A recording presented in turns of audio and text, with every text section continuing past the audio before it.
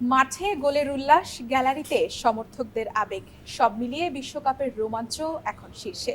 প্রতিটি ম্যাচেই মিলছে নতুন চমক, নতুন গল্প।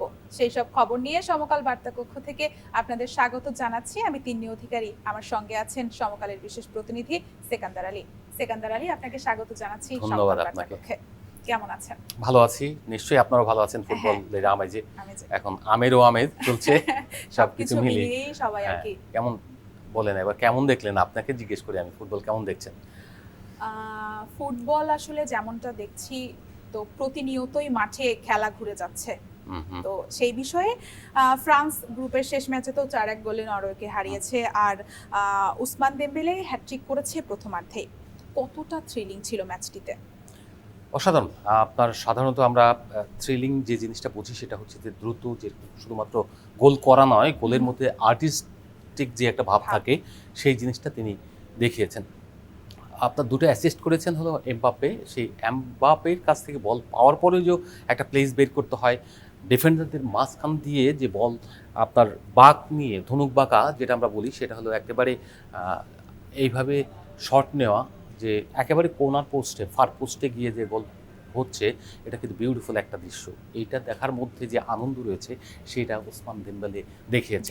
ওসমান দেমবেলের এটা আমি টানা 18 সাল থেকে তিনি খেলছেন, বিশ্বকাপে চ্যাম্পিয়ন হয়েছেন, কিন্তু তার যে লিগে যেভাবে খেলেন দুর্দান্ত, মনে হচ্ছে যে বিশ্বকাপটা তিনি লিগের খেলাগুলি এখানে খেলছেন। তো এরকম যে পারফরম্যান্স, যে দলে পারে এরকম স্কোরার থাকে, ওসমান দেমবেলে আগে কিন্তু এত স্কোর করতেন না। এই বিশ্বকাপে দেখা যাচ্ছে তিনি সেকেন্ড ম্যাচ থেকে যখন গোল পাওয়া শুরু করলেন, কোচ দেশম খুব খুশি ছিলেন যে ওসমান গোল পেয়েছে। তার মানে হচ্ছে তার এবার গোল করার যে একটা ব্যাপার রয়েছে সেটা কেটে যাবে এবং তিনি স্বচ্ছন্দ বোধ করবেন। এবং সেকেন্ড ম্যাচেই তিনি দেখিয়ে দিলেন কীভাবে গোল করতে হয়। 3 গোল করে আপনি দেখবেন এমবাপ্পেকে কোলে উঠে গিয়েছেন লাফ দিয়ে। এই যে মানে excitement, that was the beautiful of the game.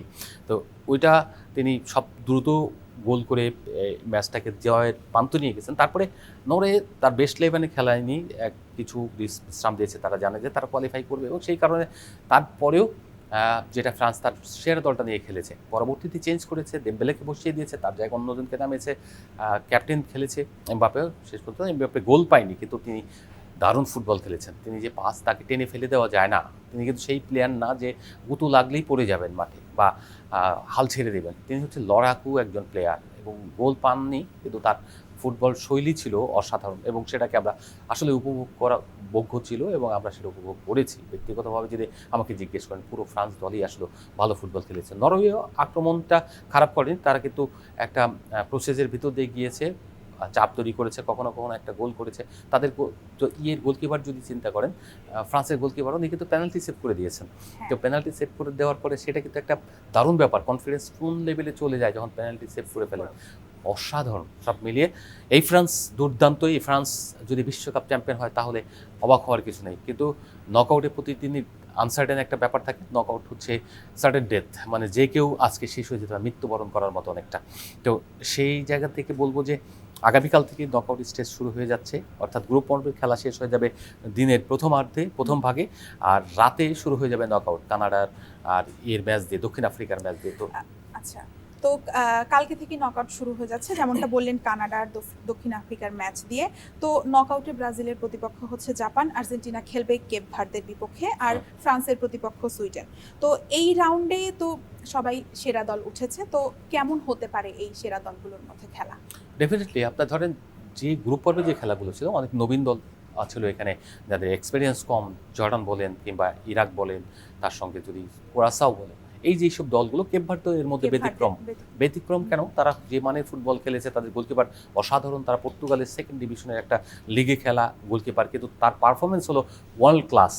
এরকম একজন গোলকিপার যখন থাকেন, কেপ ভার্দের ম্যাক্সিমাম প্লেয়ারই হলো আপনার প্রবাসী, অর্থাৎ কেউ যুক্তরাষ্ট্রে খেলে, কেউ ইউরোপে খেলে, এক এক দেশে খেলার ফলে ছোট ছোট লিগে খেলে, কিন্তু তাদের পারফরমেন্সের লেভেল হলো হাই। ফলে তারা যখন কম্বাইন হয়েছে একসঙ্গে, তাদের দলের সঙ্গে দেশের জন্য খেলতে নামছে, তো নামার পরে তাদের যে পারফরমেন্স সেটা হলো আউটস্ট্যান্ডিং। তারা লড়াই করেছে, তারা কিন্তু কোথাও ম্যাচ হারেনি। তো এই যে মানে কম্পিটিটিভনেসটা দেখিয়েছে, এবং কেপ ভার্দে খেলবে হলো আর্জেন্টিনার সঙ্গে নকআউটে।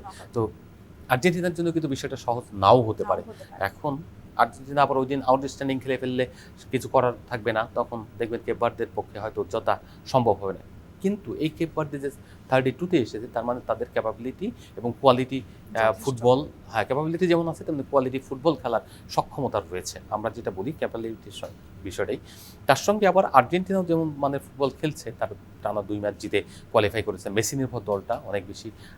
তো সেই জায়গা থেকে যদি বলি যে মেসি যদি ওই দিন জ্বলে ওঠেন তাহলে ভালো, আর যদি না ওঠেন তাহলে তাদেরকে একটু ট্রাভেল পেতে পারে, তারা ট্রাভেল হয়ে যেতে পারে তাদেরকে। কিন্তু দিন শেষে হচ্ছে যে ছোটো দলগুলো বড় দলগুলোর উপর বিগ ম্যাচে চাপ নেওয়া কঠিন হয়ে যায়। বিগ ম্যাচ মানে নকআউট মানে বাদ পড়ার একটা সংখ্যা, নকআউট মানে হচ্ছে সবসময় মাথার উপর একটা চাপ। এই চাপ সামলে যারা ভালো ফুটবল খেলতে পারে তারাই আসলে জেতে, এবং যাদের এরকম সিচুয়েশনে খেলার অভিজ্ঞতা বেশি তারাই কিন্তু এইসব জায়গায় জেতে। এই কেপ ভার্দে তাকে ফেলে দেওয়ার মতো না, তা নিয়ে আফ্রিকা অঞ্চলের কোয়ালিফাইং রাউন্ডে কিন্তু টপার থেকে বিশ্বকাপে এসেছেন। সেই জায়গাতে বলবো যে they will play good football, I hope. কাল সকালে তো আর্জেন্টিনার গ্রুপ ম্যাচের শেষ খেলবে জর্ডানের বিপক্ষে, তো লিওনেল মেসিকে কি এই ম্যাচে বিশ্রাম দেওয়া হতে পারে নাকি?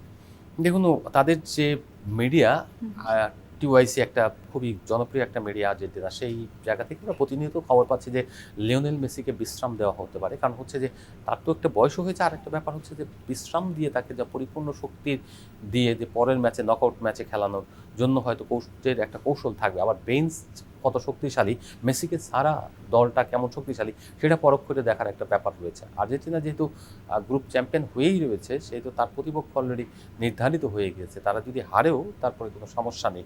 সেই জায়গা থেকে বলবো যে এই ম্যাচটা তারা প্র্যাকটিস করবে, তারা হয়তো ওই জর্ডানের বিপক্ষে জয়ের সক্ষমতা তারা মেসিকে ছাড়াও রাখে। মেসিকে বিশ্রাম দেওয়া হতেও পারে, আবার শেষ মুহূর্তে খেলাতে পারে, আবার প্রথমার্ধেও হয়তো কিছু মিনিট খেলিয়ে তারপর বিশ্রাম দেওয়া হতে পারে। তো এটা হচ্ছে অনুমান, কারণ টিম ডিক্লেয়ার না করা পর্যন্ত আপনি কিছুক্ষণ পরেই হয়তো টিম ডিক্লেয়ার যখন দিন হয়ে যাবে তখন টিম ডিক্লেয়ারের প্রক্রিয়া এগিয়ে যাবে। হয়তো আর্জেন্টিনা ঘোষণা করে দেবে যে এই প্লেয়ারগুলি খেলবে। ওরা তো অনেক আগেই ঘোষণা করে দেয় মোটামুটি। সেই জায়গা থেকে বলা যায় যে মেসিকে বিশ্রাম দিতেও পারে, আবার প্রথম অর্ধেক খেলিয়ে তাকে বাকি সময়টা বিশ্রামে রাখা হতে পারে। কারণ ছন্দটাও ভাঙার একেবারে চেষ্টা করবে না। জয়ের ছন্দটা কিন্তু ইম্পর্টেন্ট যে কোনো দলের জন্য। আপনি জার্মানি ধরেন, যে সেনকে যেটা করেছে জার্মানি 26 তারিখের যে ম্যাচ তারা খেলেছে, তারা কিন্তু ইকুয়েডরের কাছে হেরে গিয়েছে। এটা ইকুয়েডর এই কারণে তারা থার্ড মানে 3 নম্বর হিসেবে গ্রুপের থার্ড বেস্ট টিম হিসেবে কোয়ালিফাই করেছে আপনার 32-তে। কিন্তু এই ইকুয়েডর যে মানে ফুটবল খেলে জার্মানি কেন পারলো না, সেটা কিন্তু তাদের জন্য আপসেট, এটা কিন্তু তাদের জন্য মোরাল ডাউনের একটা কারণ হতে পারে। তাই এইসব ক্ষেত্রে করা হয় কি, জয়ের ছন্দ যেন থাকে এবং তারা ফাইট করে যেন এই পরের রাউন্ডে যেতে পারে, সেই জন্য আসলে তারা বেস্ট 11 খেলাতে পারে, মেসি খেলতেও পারে। দর্শক, এই ছিল আজকের সমকাল বার্তা কক্ষ থেকে বিশ্বকাপের আপডেট।